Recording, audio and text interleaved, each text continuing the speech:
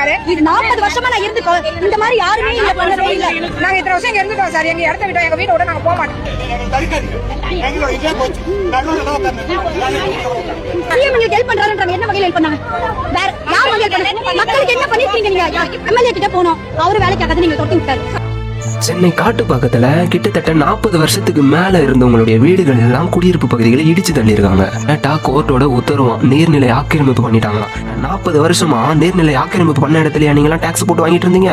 ஏன் ஆக்கிரமிப்பு பண்ற வரைக்கும் அந்த ஊரோட விஏஓ வில்லேஜ் அட்மினிஸ்ட்ரேட்டிவ் ஆபீசர் என்ன பண்ணிட்டு இருந்தாரு? வருவாய்த்துறையில இருக்கக்கூடிய அரசு அதிகாரிகள் என்ன பண்ணிட்டு இருந்தீங்க? இப்போ அப்படியே ஒரு சிலர் வருவீங்க முட்டு கொடுக்க, இது நீதிமன்றத்தோட உத்தரவு, அதனாலதான் பண்ணிருக்காங்கன்னு. நீங்க தான் எனக்கு வேணும். உங்ககிட்ட தான் நான் கேக்குறேன், நீதிமன்றம் இது வரைக்கும் உத்தரவு பிறப்பிச்சு அதை தமிழக அரசு இது வரைக்கும் எத்தனை சரியா அதை அமல்படுத்தி இருக்காங்க நீங்க சொல்றீங்க? அரசு ஊழியர்களுடைய தற்காலிக பணியை நிரந்தர பணி அமர்த்த கோரி பல போராட்டங்கள் தமிழ்நாட்டில் நடந்துச்சு. கோர்ட்டு உத்தரவு போட்டுச்சு, அதை கவர்மெண்ட் பண்ணிச்சா? நம்ம ஊர்ல இருக்கிற சாலைகள்லாம் சீரமைச்சு சரியான ரோடு நல்ல ரோட போட்டு கொடுங்கன்னு சொல்லிட்டு கோர்ட்டு உத்தரவு போட்டுச்சு. நீங்க இந்த வீடியோ பாக்குற உங்க ஊர்ல எத்தனை ஊர்ல ரோடுங்கெல்லாம் சரியா இருக்குன்னு சொல்லுங்க. பள்ளம் குழி எதுவுமே இல்லைன்னு சொல்லுங்க. அந்த ரோடுக்கு டோலு வரி டாக்ஸ் எல்லாத்தையும் வாங்கிட்டு இருக்காங்க. கோர்ட் வந்து உத்தரவு போட்டுச்சு, கவர்மெண்ட் ஏத்து அதை சரி பண்ணிட்டாங்களா? தமிழ்நாடு முழுக்கும் பல வழக்கும் ரோடுகள் இருக்குதா இல்லையே? 2012 ஆட்டோமீட்டர் கட்டணம் வந்து நிர்ணயிச்சாங்க, அரசு கிலோமீட்டருக்கு 12 ரூபான்னு. இன்னைக்கு 2026 இருக்கும். கிட்டத்தட்ட 15 வருஷம் ஆகுது. 2012 வித்த சிக்கன் ரேட் தான் இன்னைக்கு வித்துட்டு இருக்கா?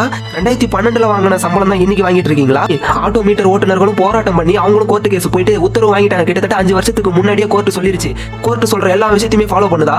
கிடையாது. ஆனா நீர்நிலை ஆக்கிரமிப்புன்னு சொல்லிட்டு இந்த மாதிரி குடியிருப்பு பகுதியில் இடிக்கிறது எந்த வகையில நியாயம்? ஏங்க சென்னையே ஏறிதானுங்க, டி நகர் வெஸ்ட் பம்பல்லாம் ஏறிதானுங்க, வண்ணக்குட்டி தானுங்க எல்லாம் நரிப்பு வச்சுட்டு இன்னைக்கு ஃபுல்லா கடை நகை வீடு எல்லாம் கொடுத்து வச்சிருக்கீங்க. அதெல்லாம் நீர்நிலை ஆக்கிரமிப்பு இல்லையா? அப்ப டி நகர்ல போயிட்டு எல்லாத்தையும் இடிப்பீங்களா? முடியாது இல்ல. அப்ப எப்படி ஒரு குடியிருப்பு பகுதியில் ஈஸியா இடிக்கிறீங்க? என் அண்ணன் சீமான் என்ன சொன்னாருன்னா, இது வரைக்கும் ஆக்கிரமிப்பு பண்ணதெல்லாம் விட்டுருங்க, இவ்வளவு நாள் வரைக்கும் அவங்க வாழ்ந்துட்டாங்க, இதுக்கப்புறம் அவங்களை துரத்தாதீங்க, அது தேவையில்லை. சொந்த நாட்டில் அடிச்சு துரத்தனா வேற எங்கேயா போவாங்க? இது வரைக்கும் ஆக்கிரமிப்பு பண்ணியோ இல்ல நீர்நிலையில வீடு கட்டி அவங்க இருக்கிறாங்க, இருந்துட்டு போட்டோம். நாளைக்கு மழைன்னு வந்தா அதுக்கு கவர்மெண்ட் பொறுப்பாகாது, அது அவங்க தான் புரிஞ்சுக்கணும். ஆனா விட்டுருங்க, இவ்வளவு நாள் வரைக்கும் ஈபி கனெக்ஷன் எல்லாமே கொடுத்து அவங்களை வந்து வாழ வச்சுட்டீங்க. அப்புறம் நில ஆக்கிரமிப்பு பண்ணாம நீர்நிலைகள் ஆக்கிரமிப்பு பண்ணாம பாத்துக்கோங்கன்னு என் அண்ணன் சொன்னாரு.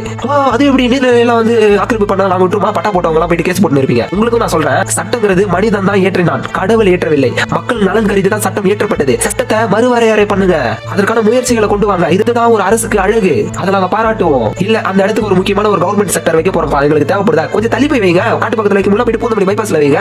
ஒரே ஒரு தீர்வு தான், என்ன சீமான் சொன்ன மாதிரி, இது வரைக்கும் ஆக்கிரமிப்பு பண்ணியோ வீடு கட்டியோ இருந்தவங்களை விட்டுருங்க. இதுக்கப்புறம் ஆக்கிரமிப்பு பண்ணாம பாத்துக்க வேண்டியது அந்த கிராமத்தோட விஓல இருந்து வருவாய்த்துறை அதிகாரிகள் வரைக்கும் இவங்களுடைய கண்ட்ரோல். நீங்க பட்டா போட்டு கூட தர வேணாம், அவங்கள வாழ விடுங்க நிம்மதியா.